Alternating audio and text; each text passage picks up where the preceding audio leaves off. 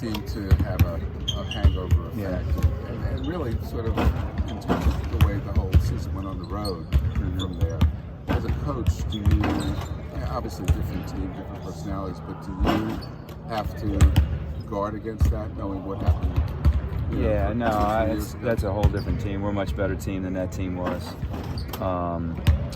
And, every team's different, so, but our league's better than that league was. So, yeah, we got to bounce back. We got to be resilient. It's hard. It's hard to win, especially on the road, and we got to be resilient. We got an opportunity at home. We've practiced well, and we got to move on. That was the whole thing with the guys yesterday when we got together Thursday. It's like, all right, feeling sorry for yourself, don't come to practice, you're ready to fight, let's go. And everybody came out and fought. We fought really hard today, so we know how good Purdue is, how well they're playing, and it'll be a tough game. Every game in our league is going to be tough, but we don't feel sorry for ourselves. It's not a lingering effect. We think we're starting to play a lot better basketball, so we're looking forward to tomorrow. And with how Purdue has looked, just the way they're able to win against Michigan State, what do you take from that game? Well, games are games. It's like you can't compare scores and all that kind of stuff. You just got to look at what they did well. They're really good defensively, really well coached defensively. They'll have a game plan. They haven't played since Sunday. They'll be locked in on their game plan against us. And then you got to guard them. They run 1,000 sets. Not 1,000, I'm exaggerating. I bet they got 70 plays. They won't run all 70. They'll run 25 to 30 in a game. They'll run a couple of them twice. A lot of it's going through the low post.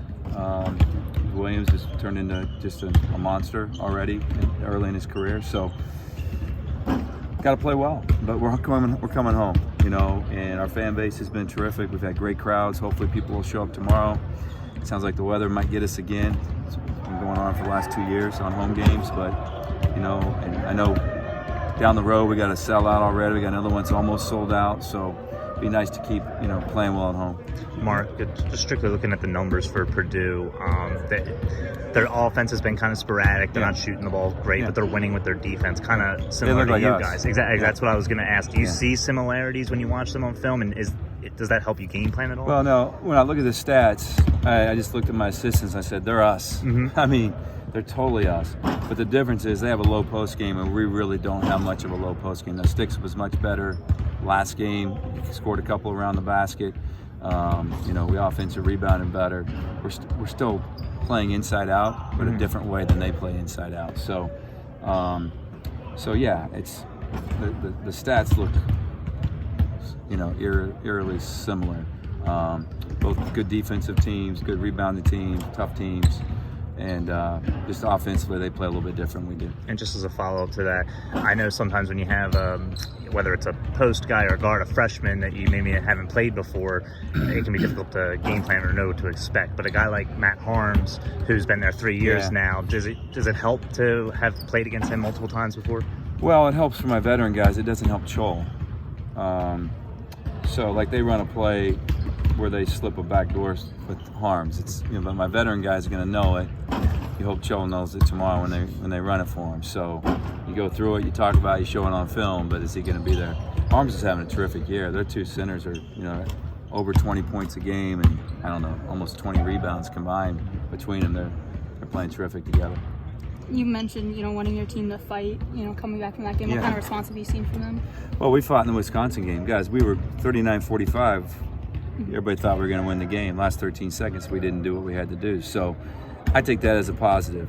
And I know how the world overreacts to things, but as a coach, the long season and the grind, you take the positives out. We did a lot of great things. So we're fighters. We're not happy. We'd rather be 6-0. We're 3-3. We are where we are. But we feel like 3 of our last 4 games we've really played at a pretty high level, and we continue to get better in practice. Coach Turgeon, talk about Williams from Purdue. What does he bring to a game? Well, he's such a load down there, and he has, they run a lot of good stuff for him. He gets really good post-up position. He's not a terrific athlete, but he's a really good athlete. But he's very skilled. He's very smart and knows how to score. And his game's expanded. He can score. Last year it was more of 2-3 foot jump hook. Now he can score from 8, 10, 12 feet away from the basket. So he's just more experienced, and he's gaining confidence, and he makes it tough because they do have shooters around him too. So he makes it tough. A lot of things we worked on today is figuring out how we're going to guard him and how we're going to help and get back to shooters, and so he's he makes them go, I think, offensively. Knowing that they can cause a lot of turnovers, I mean, did Yeah. you change anything offensively knowing that? Well, I don't like your two guys' questions, just so you guys know that at all. We haven't taken care of the ball the last 2 games. We're going to try to do better tomorrow. Coach, last Quit game, reading all the damn stuff, guys. bringing Wiggins off the bench to start the game, Yeah. it helped him. It seemed to help him Yeah. break out of that shooting slump he was in. What went into that decision, and are you seeing a new Aaron in practice? Yeah, I mean, he had his best game in a while, so that helped. And yeah, we're gonna bring him off the bench again. I thought Eric had his best game that he's played in a while. Didn't score, but he did everything else. He ran the team. He really guarded. So yeah, we'll bring Wiggs off the bench. He should be much more confident. He played 34 minutes, probably the most he's played in a while too, coming off the bench. So he's comfortable there. Get Eric comfortable. I think everybody's getting a little more comfortable. We just got to finish it out and play well for 40. It seemed like Eric was running the team more Yeah. the other night. Is there a way to get him to run the team that well and also be aggressive offensively? There is. It's a mindset on his part, and guys trying to find him type thing. So he got a couple looks. He passed up one in the game the other night, but no, he's got to do that. He knows that. He knows, if he has 8 or 10 points, we probably win that game, right? And he didn't have 8 or 10, but he really ran the team. So we've talked about it. I sat down and talked with Eric last night for 20, 25 minutes about those things. So our guys want Eric to score, but they also want him to run the team. I think he's more comfortable. Some of the changes, to answer your question, we've been making changes since Christmas, and a basketball eye would see that, but and hopefully it's going to make us a better team down the road. It's January 17th or 18th.